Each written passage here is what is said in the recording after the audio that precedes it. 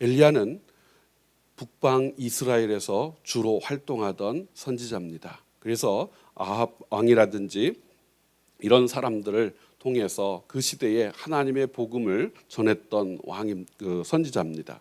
그런데 북방 이스라엘에게 복음을 전하고 하나님의 말씀을 전하면서 또 가뭄이 들게 하고, 그리고 갈멜산에서 하나님의 불이 내리는 큰 역사, 그 기적, 그리고 바알과 아세라의 850명의 선자들을 다 한꺼번에 참살하는 그런 일이 일어났습니다. 그럼에도 불구하고 이스라엘 백성들이 그 자리에서 회개하고 돌아와야 되는데도 불구하고 돌아오지 아니한 그 모습으로 인해서 마음이 상했고, 그로 인해서 또 그 사건으로 인해서 이세벨이 이제 사신을 보내서 엘리야를 죽이겠다라고 협박을 합니다. 그 협박을 듣고 자기의 생명을 위해서 어디로 도망갑니까? 저 남방 유다의 부엘세바까지 내려갑니다. 한마디로 말하면 저기 평양에서 사역하다가 저기 울산까지 내려갔다, 이렇게 생각하시면 되겠습니다. 그렇게 멀리 내려가 버렸어요. 그리고 그가 광야길을 하루길을 더 가가지고 자기의 시종은 거기에다 놔두고 광야길 하루 더 들어가서 어디 가서 쉽니까? 로뎀나무 아래 쉽니다. 로뎀나무, 그러니까요, 나무가 크고 울창한 그런 나무인 것처럼 생각이 듭니다. 그런데 이 로뎀나무는 그러한 나무가 아닙니다. 키가 작은 나무입니다. 사람에게 조그마한, 아주 큰 그늘이 아니라 아주 조그마한 그늘을 제공해 주는 나무예요. 원래 큰 나무가 아니라 이 말입니다.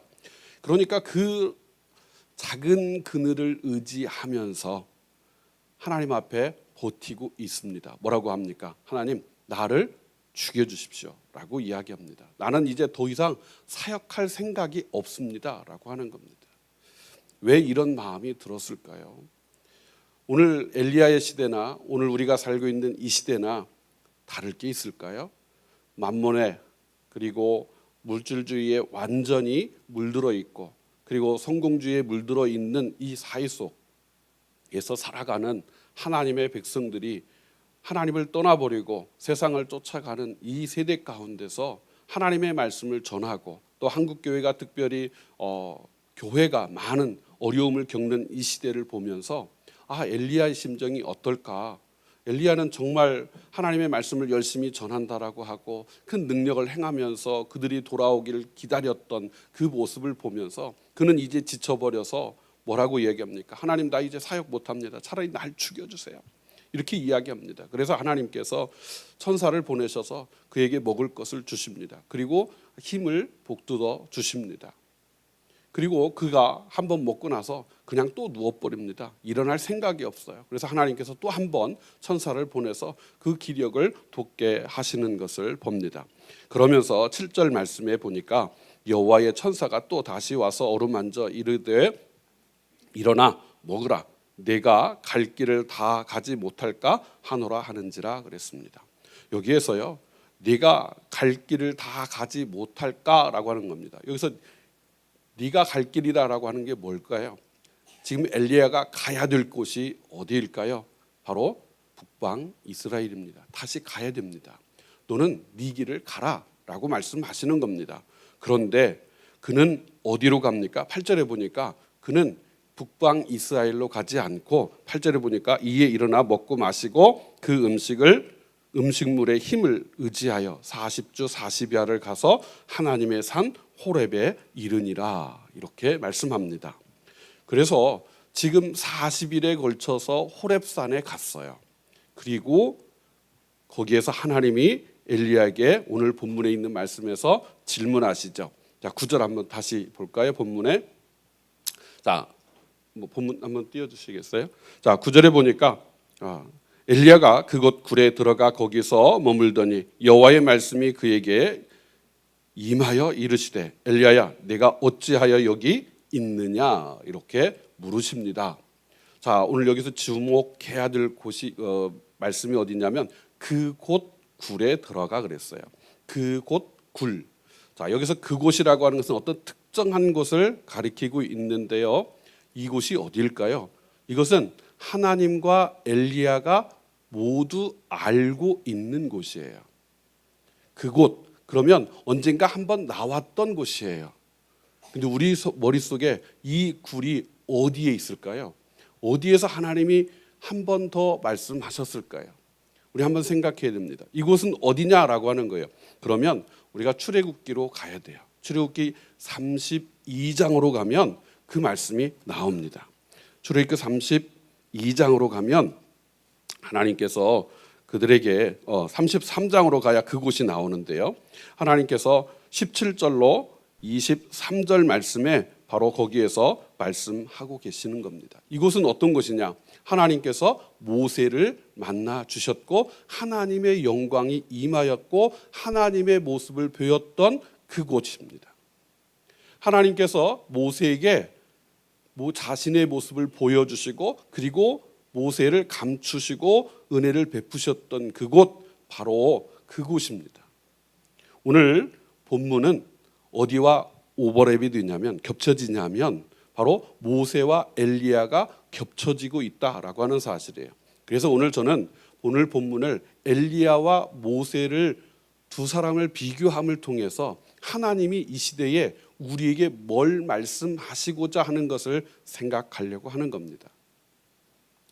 오늘 지금 그렇다면 엘리야가 왜 이곳에 왔느냐라고 하는 거예요. 그의 갈 곳은 어디입니까? 북방 이스라엘이에요. 그렇다면 그가 북방 이스라엘로 가지 않고 왜 호렙산 그곳 굴에 왔느냐 이 말이에요. 하나님께서 이스라엘 백성들과 언약을 맺으셨던 곳이 어디죠? 시내산이죠. 시내산은 어디에 있어요? 이 호렙에 있는 거예요. 이 호렙에서 하나님이 모세와 언약을 맺으셨습니다. 자, 하나님께서 십계명이라고 하는 두 돌판을 써셔서 딱 이제 말씀을 통해서 이렇게 딱 주십니다. 그런데 밑에서는 어떤 일이 벌어졌죠? 한 사건이 벌어집니다. 오늘 이걸 우리는 잘 생각해야 돼요. 이 사건과 오늘 엘리야가 겪었던 사건과는 똑같은 사건이에요. 어떤 사건이냐면 하나님께서는 이스라엘 백성들을 시내산에서 하나님의 신부로서 이제 뭐합니까? 결혼 서약을 하셔요. 결혼 서약이라고 하는 게 여러분 남녀가 결혼을 할 때 서로 약속하죠.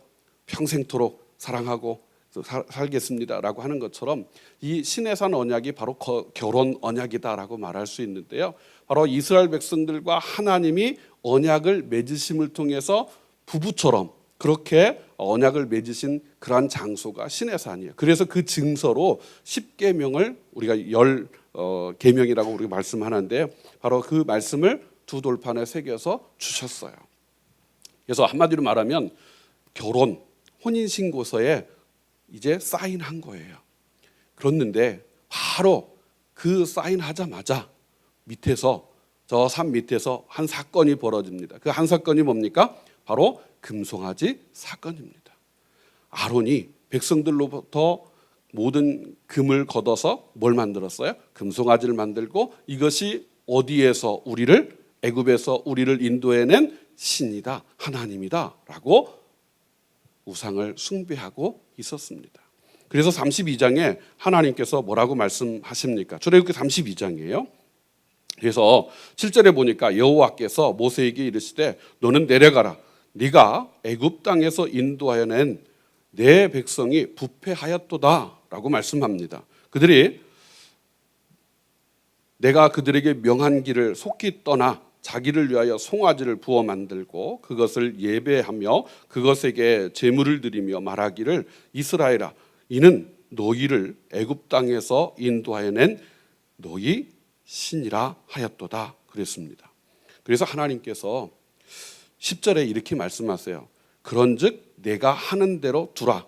네가 그들에게 진노하여 그들을 진멸하고 너를 큰 나라가 되게 하리라 그랬어요.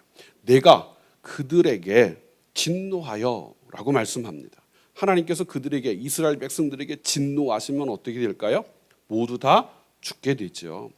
자, 오늘 엘리야가 그렇다면 왜 이곳에 갔느냐라고 하는 이유를 우리는 발견해야 됩니다. 하나님께서 지금 엘리야에게 물으십니다. 야, 너 여기 왜 왔어? 라고 하는 겁니다. 너 도대체 여기 왜 왔느냐라고 물으십니다. 하나님 모르실 것 같죠? 다 알고 물으시는 겁니다. 너 여기 왜 왔어? 라고 하는 거예요. 지금 엘리야가 가야 될 곳은 북방 이스라엘임에도 불구하고 이곳에 왔어요. 이 엘리야 시대에 정말 이스라엘 백성들이 하나님 앞에 우상을 섬기며 정말 하나님 앞에 심판받을 짓들을 다 했다 이 말이에요. 그러니까 엘리야의 모습 생각에는 하나님 이들은 이제 도저히 가망성이 없고 돌이킬 수 없는 지경에 이르렀습니다. 그러니까 이들을 이제 어떻게 해요? 하나님이 진노하셔서 싹 다 어떻게 하시라? 죽여버리십시오. 오늘 우리가 다시 출애굽기 32장에 거기 가보면 뭐라고 말씀하시냐면 하나님이 이렇게 말씀하세요. 10절 끝에 너를 큰 나라가 되게 하리라 그랬어요. 이 말은 어떤 말이냐면 하나님께서 지금 애굽 땅에서 끌고 나온 모든 이스라엘 사람들을 다 죽이시고 이제 모세 하나를 통해서 다시 아브라함처럼 모세의 후손을 통해서 하나님이 새로운 나라를 만드시겠다 이런 뜻입니다. 여러분 얼마나 놀라운 이야기고 무서운 이야기입니까? 지금 하나님께서 출애굽시킨 이스라엘의 모든 백성들을 다 전멸시켜버리고 모세 하나 남겨놓고 다시 큰 나라를 만들어서 어디에 보내시겠다? 가나안 땅에 집어넣으시겠다는 거예요. 그런데 엘리야는 거꾸로 지금 어떤 생각을 합니까? 하나님 제발 그렇게 해주세요 라고 하는 거예요. 우리 한 본문 갈까요? 그래서 하나님이 물으십니다. 그랬더니 엘리야가 대답이 어떻습니까? 10절에 우리가 다시 돌아와서 열왕기상 19장으로 돌아와서 10절 말씀에 이렇게 대답합니다. 그가 대답하여 내가 만군의 하나님 여호와께 열심히 유별하오니 이는 이스라엘 자손이 주의 언약을 버리고 주의 제단을 헐며 칼로 주의 선자들을 죽였음이오며 오직 나만 남았거늘 그들이 내 생명을 찾아 빼앗으려 하나이다. 이렇게 대답합니다.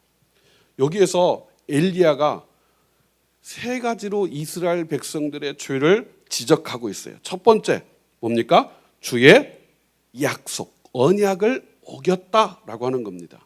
이 언약을 하나님 앞에서 이스라엘 백성들이 언제 맺었죠? 그렇죠. 모세 10계명을 주실 때에 언약을 맺으신 거예요. 그 언약을 이스라엘 백성들이 어겼다. 거기서 끝난 게 아니라 어떻게 됐습니까? 10절에 계속해서 보면 주의 제단을 헐며 그랬어요. 하나님과 언약을 맺은 백성들은 하나님 앞에 예배해야 되는 게 당연함에도 불구하고 그 제단을 헐어버렸고 그 다음에 또 칼로서 주의 선지자들을 죽였습니다 라고 이야기합니다. 하나님의 말씀을 전하는 그들을 죽여버렸습니다. 그래서 어떻게 됐다는 거예요? 하나님 앞에 이렇게 이야기합니다.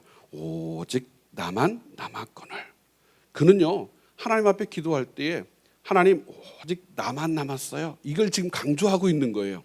그러니까 지금 우리가 출애굽기로 돌아가서 그 말씀을 생각해 보면 야 모세 너를 통해서 내가 민족을 이룰 거야 라고 하신 그 말씀을 엘리야는 잘 알고 있어요. 그래서 하나님 이 이스라엘 백성들을 다 쓸어버리고 어떻게 하자는 거예요? 하나님 엘리야 나를 통해서 다시 한 민족을 만들어서 새롭게 하나님의 뜻을 이루어 가십시오. 이런 뜻이에요. 여러분 엘리야가 얼마나 무서운 사람인지 아시죠? 엘리야가요 하나님 앞에서 이스라엘 백성들을 다 쓸어버리십시오.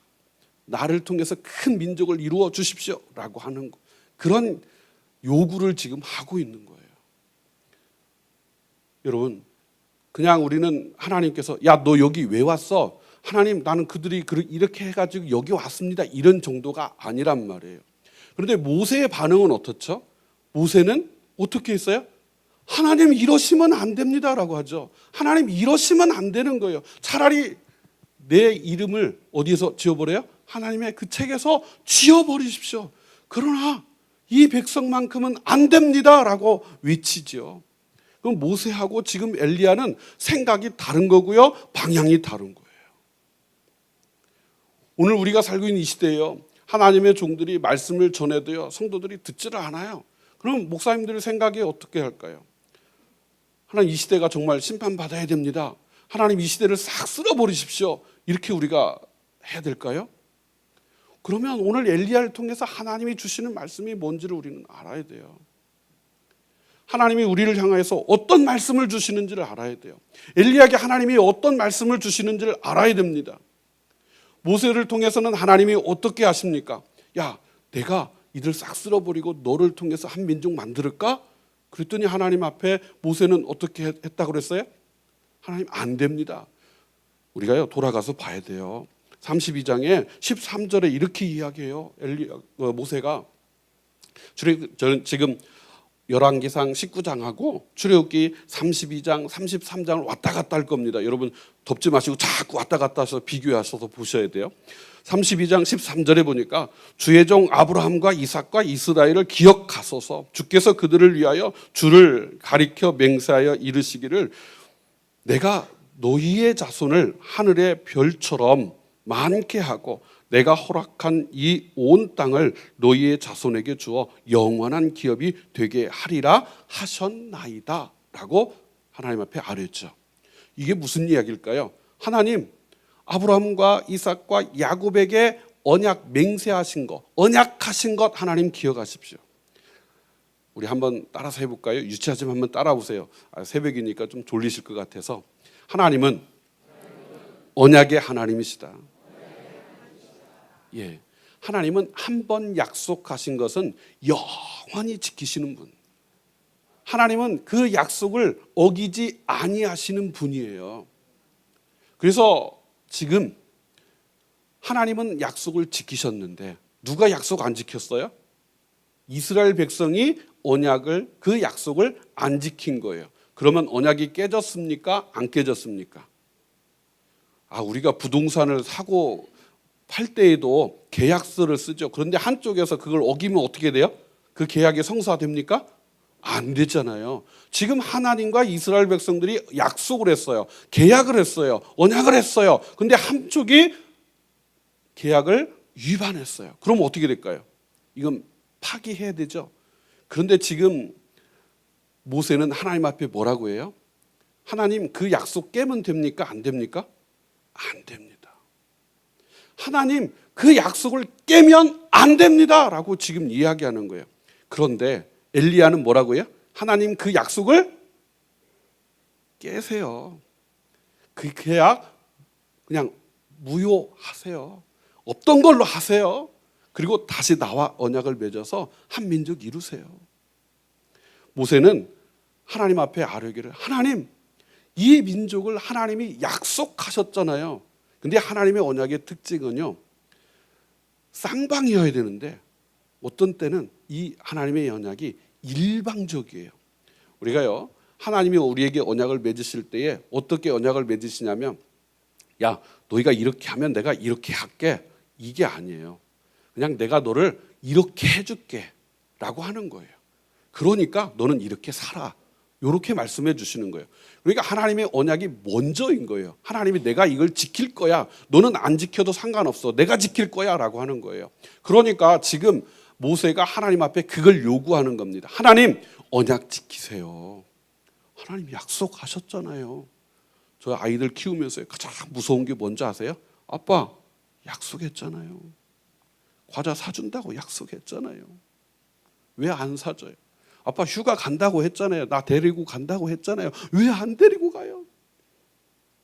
그게 무서운 거잖아요. 하나님 앞에 지금 모세는 하나님 약속 지키세요. 약속. 하나님이 그러니까요. 오늘 그 32장 14절에 이렇게 말씀하세요. 보니까 여호와께서 뜻을 돌이키사 말씀하신 화를 그 백성에게 내리지 아니하시니라. 할렐루야. 하나님은요. 그러면 여기에서 하나님의 뜻을 우리가 먼저 봐야 돼요. 그러면 하나님이 진짜 이스라엘 백성들 다 죽여버리고 싶으실까요? 그러시고 싶은 생각은 있으세요. 왜냐? 죄가 있기 때문에. 그러나 정작 그렇게 하시고 싶은 것이 하나님의 본래적인 뜻은 아니라는 거예요. 여러분 우리가 기도할 때요. 하나님 이렇게 해주세요 라고 해서 내 뜻이 들어지는 게 아니라 하나님의 뜻이 나를 통해서 내 기도를 통해서 이루어지는 거예요. 그런 거 보면 오늘 하나님께서 모세에게 원하시는 게 뭘까요?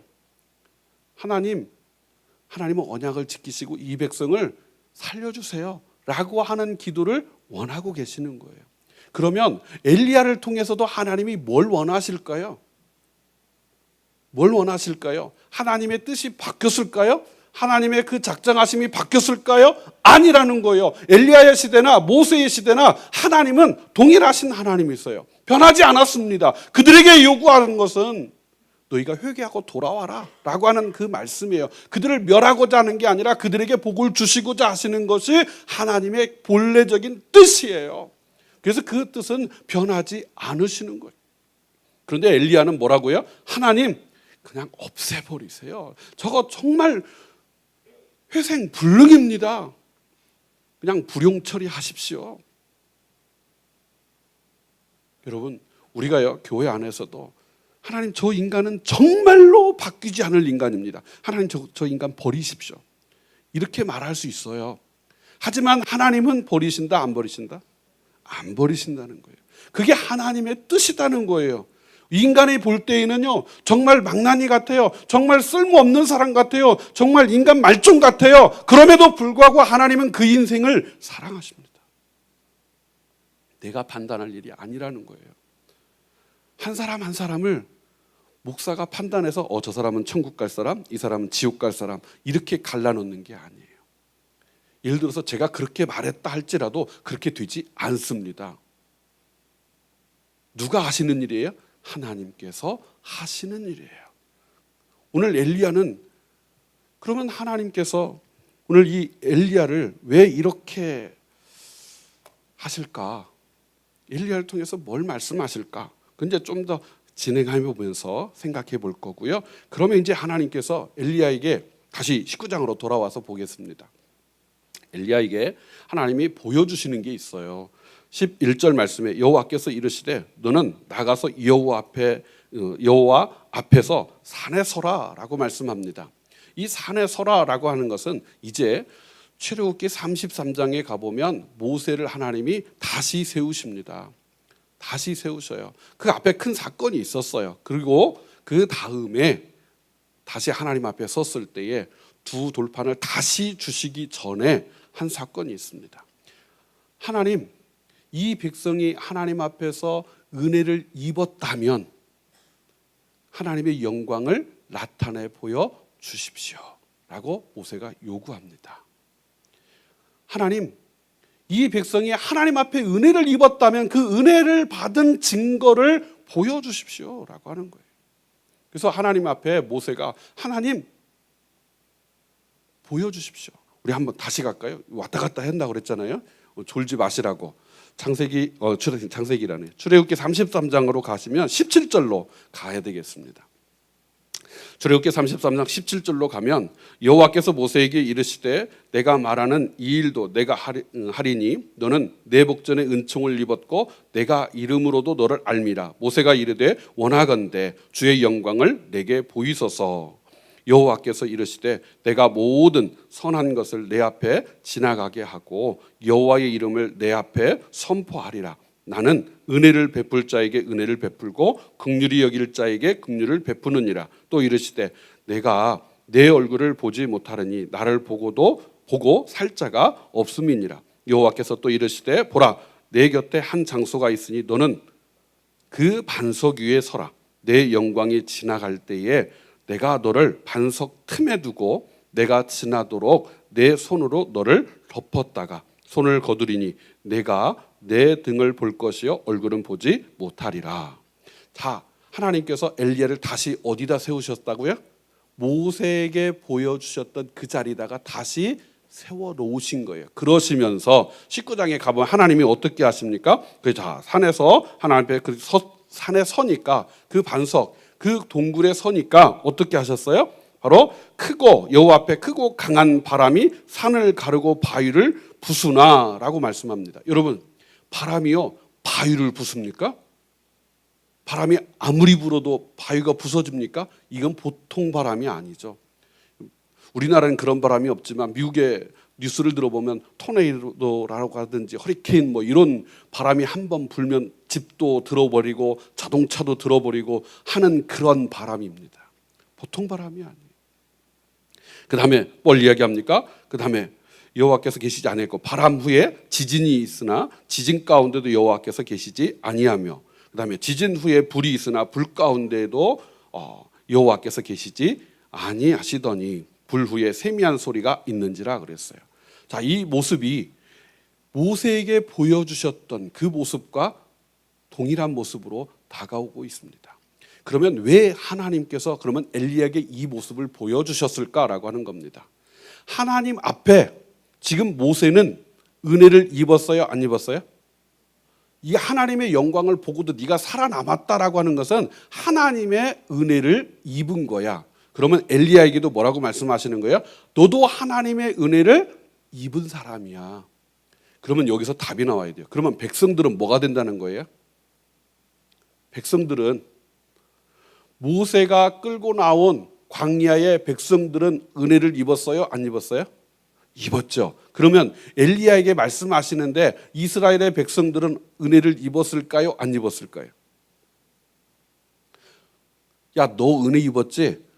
이 이스라엘 백성들도 하나님의 은혜 가운데 있는 거야. 내가 보호하고 내가 지키는 거야. 지금 이걸 말씀하시는 거예요. 엘리야, 네 생각이 조금 달라져야 돼.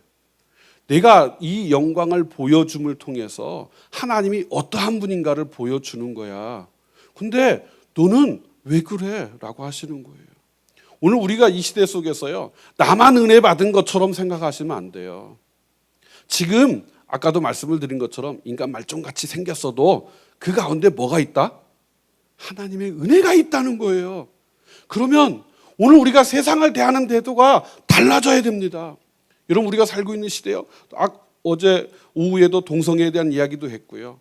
요즘은 동성애를 넘어서서 또 한 종자가 나타났어요. 페미니스트, 여성 우월주의자들이에요.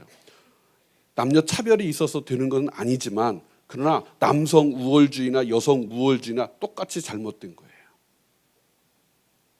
여러분, 이러한 시대 속에서 우리가 살고 있어요. 그러면 이 시대를 하나님, 그냥 저 보기 싫은 저 사람들 하나님 싹 어떻게 해주세요. 이렇게 하면 안 되겠죠. 어떻게 해요?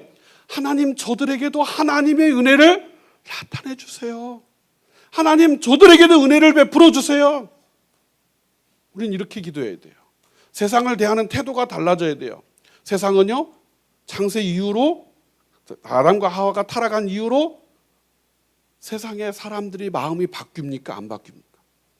여러분, 노아 홍수를 하나님이 노아 때 홍수를 내리심을 통해서 심판하셨어요. 그런데도 사람들이 마음이 변했어요? 안 변했어요?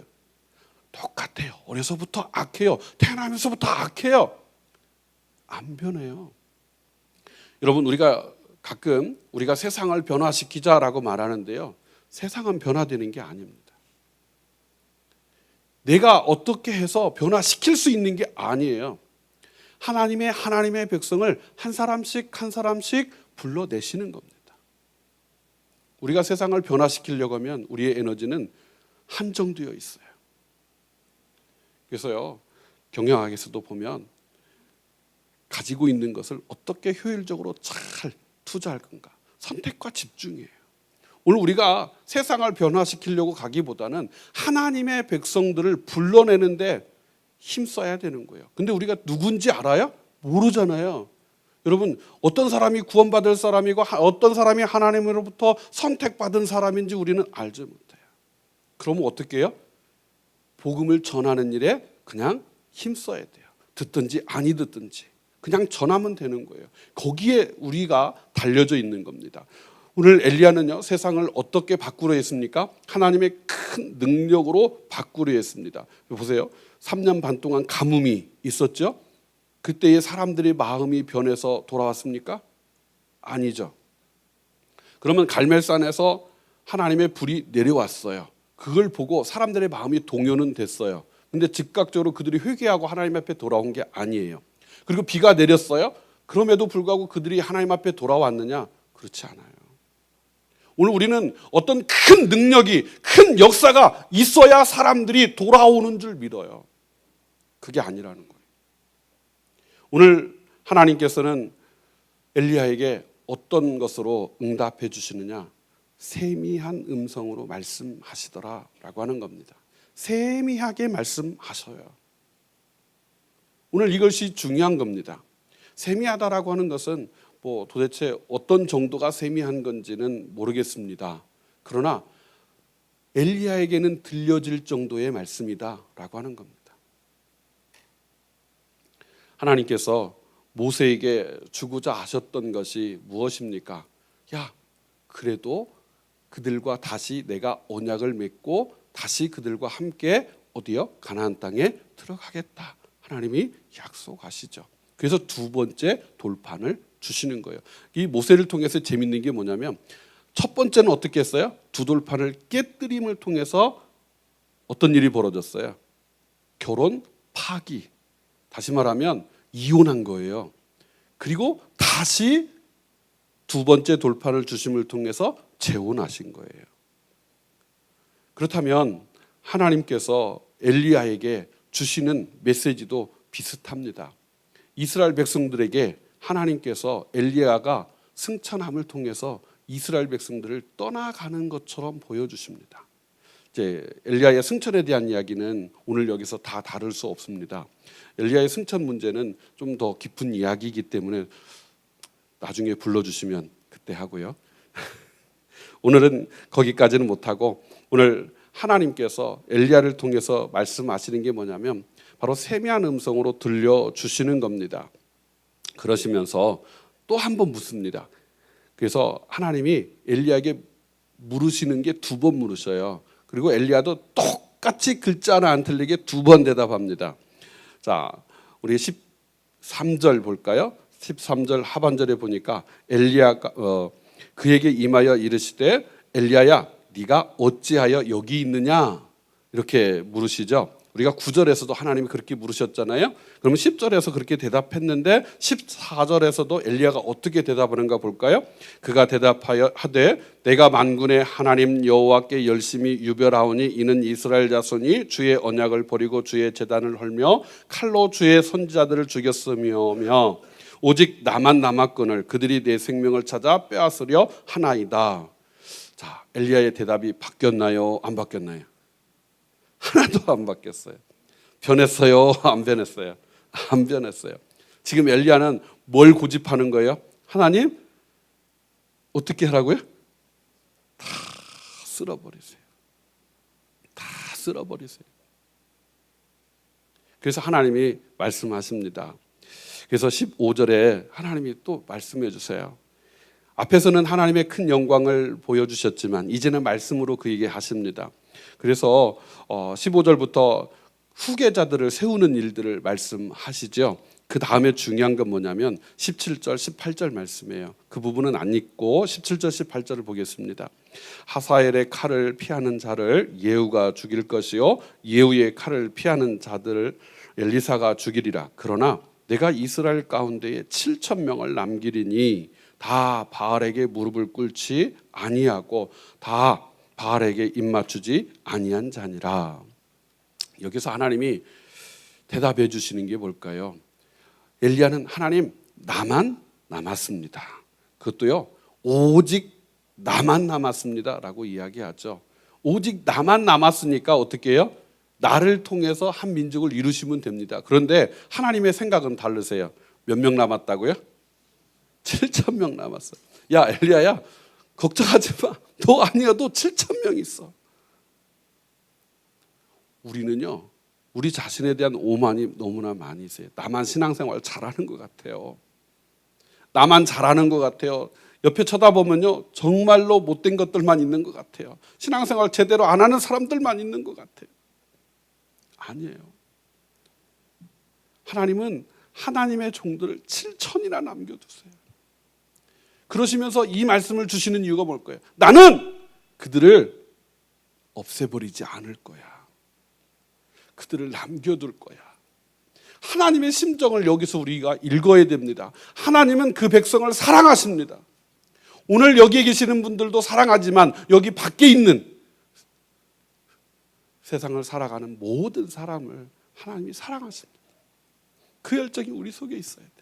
하나님은 그 약속하신 것을 반드시 지키시는 하나님이세요. 시건치 아니하시는 하나님이세요. 그 열정이 우리 속에 있어야 돼. 하나님의 사랑이 있어야 되고 하나님의 그 언약을 붙들고 나아가는 모세의 심정이 우리 속에 있어야 돼요. 여러분, 예수님께서 변화산에 계실 때에 누가 나타납니까? 두 사람이 등장하죠. 누구예요? 모세와 엘리야죠. 왜 모세와 엘리야가 나왔을까요?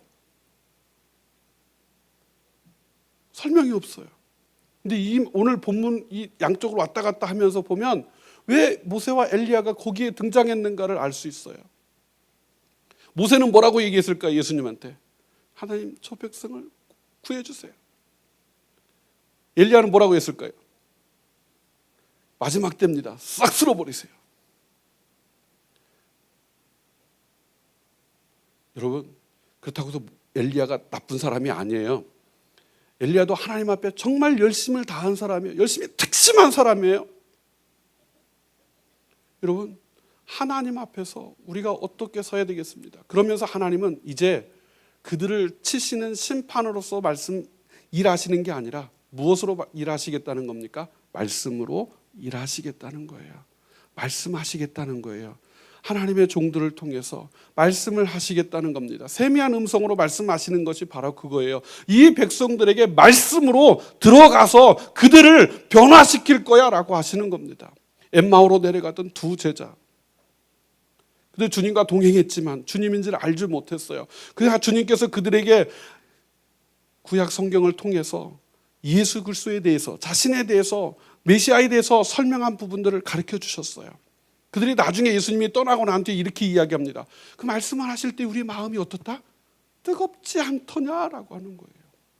이 말씀은 뭐냐면 예수님이 직접 오셔서 가르쳐 주었다라고 하는 그것 때문에 뜨거운 게 아니라 예수님인지를 몰랐어요. 그럼에도 불구하고 그들의 마음이 어떻다? 뜨거워졌다는 거예요. 그러면 오늘 우리가 하나님의 말씀을 가지고 나가서 전한다고 해도 그들의 마음이 어떻다? 뜨거워진다는 거예요. 누가 역사하시기 때문에? 성령님이 역사하시기 때문에. 오늘 우리 속에서요, 하나님의 말씀이 이렇게 들어와야 됩니다. 하나님의 말씀이 오셔서 우리 마음을 뜨겁게 역사하시고 또 변화시켜서 하나님의 그 백성으로서 잘 살게 하시는 거예요. 여러분, 내가 죄를 안 지켜 살 수 있습니까? 어제 송태근 목사님도 말씀하셨죠. 요셉이요,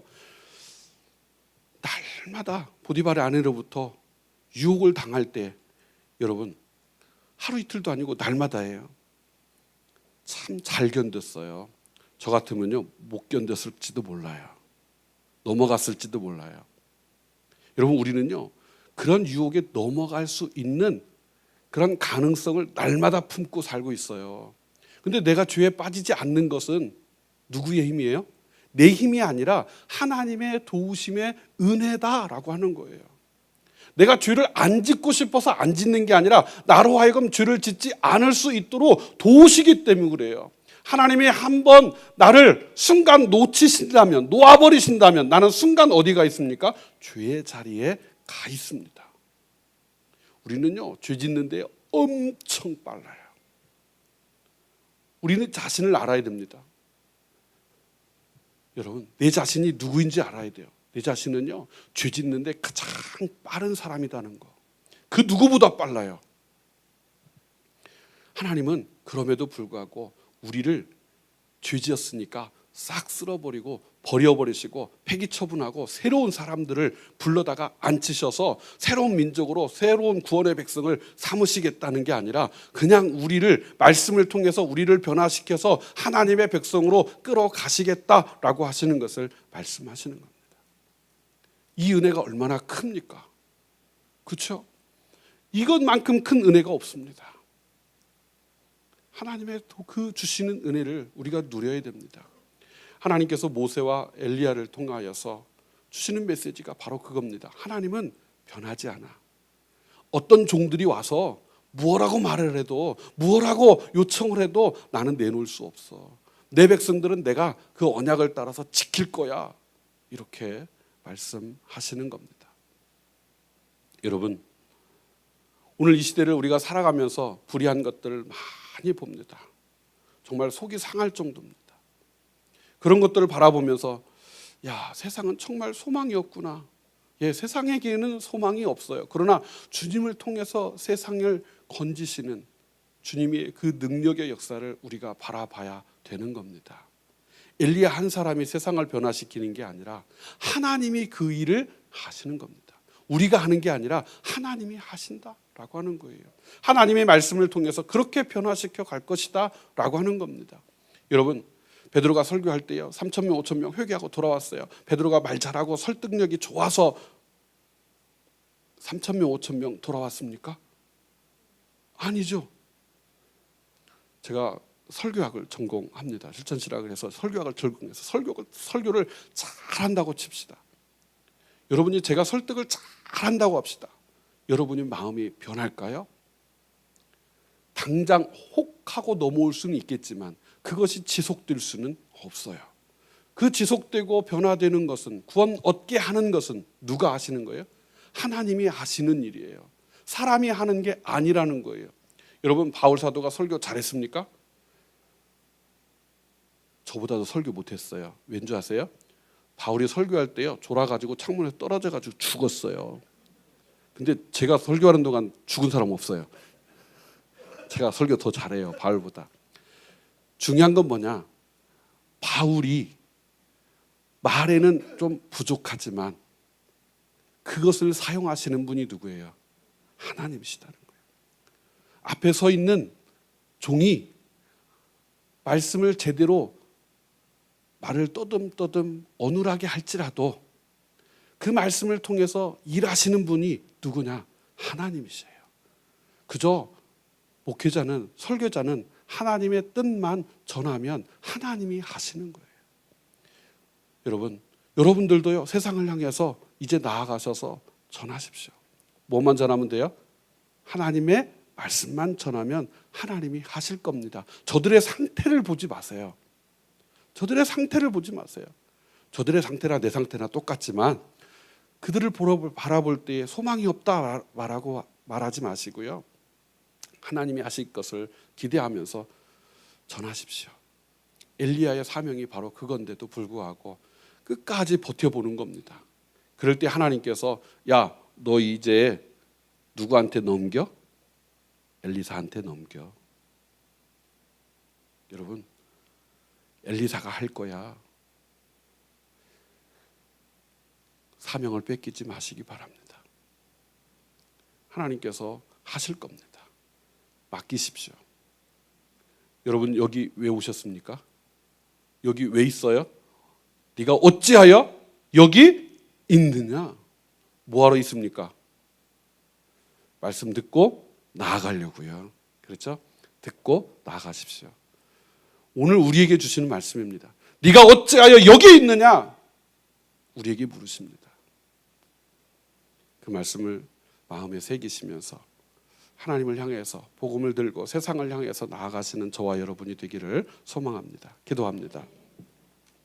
고맙고 감사하신 아버지 하나님, 은혜를 감사합니다. 우리는 죄로 말미암아 죽었고 하나님을 찾을 수도 없고 하나님을 부를 수도 없고 하나님의 그 은혜의 자리에 나올 수도 없는 우리였습니다. 그럼에도 불구하고 우리를 구속하셔서 예수 그리스도의 큰 은혜로 말미암아 하나님 앞에 설 수 있고 하나님의 은혜를 누리고 하나님의 자녀로 하나님의 백성으로 살게 하신 것 감사합니다. 하나님, 오늘 우리를 구원하신 것처럼 아직 주를 알지 못하고 멸망의 길을 걷고 있는 저들을 향하여서 우리가 하나님의 복음을 들고 나아갈 수 있게 하여 주옵소서. 저들의 심각한 상태만 바라보지 아니하고 우리도 그들과 같이 똑같이 심각한 상태였는데 하나님께서 우리를 구원하심과 같이 저들을 향한 하나님의 사랑이 있음을 우리가 깨닫게 하여 주옵소서. 그래서 하나님의 복음을 전함을 통해서 하나님의 나라가 확장되게 하시고 하나님의 뜻이 이루어지고 하나님의 그 언약이 성취되는 것을 우리가 보게 하여 주옵소서. 이제 오늘은 수련을 이 학위대회를 마치고 각자의 가정과 교회로 돌아갑니다. 우리의 삶의 터전에서 하나님 앞에 부르신 사명을 감당하는 CE맨들과 모든 성도가 되게 하여 주옵소서. 감사하고 예수님의 이름으로 기도드리옵나이다. 아멘.